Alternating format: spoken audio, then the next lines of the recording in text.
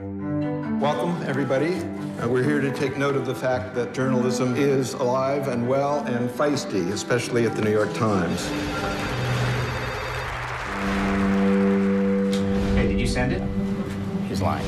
There's two A1 meetings. 10:30 where we discuss the stories of the day, what we're going to offer. It's kind of a competition. You go in there, we fight to get on A1. We are the New York Times, and we are dictating terms. At the tender age of 31, I still had a year left to being the violent, drug-snorting thug before I found my way to this guy, the one with a family and a job at the New York Times. All right, well, here's the lead.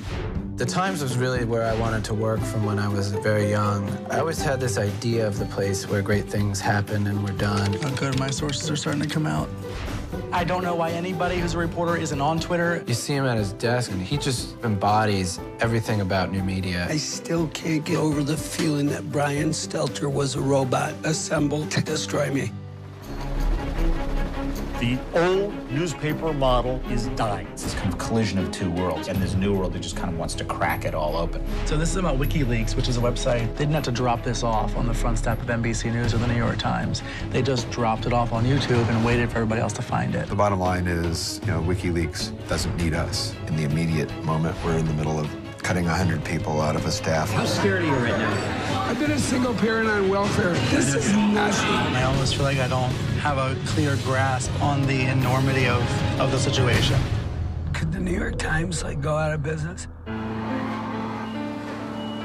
If you think of the history of these institutions, Watergate, Abu Ghraib, I think we're at a dangerous moment in American journalism. Some stories are beyond the database.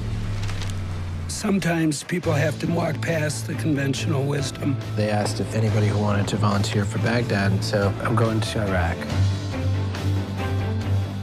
News is not dying. The Times still, I think to a remarkable degree, does set the agenda.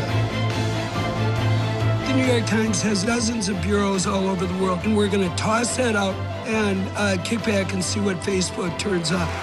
I don't think so.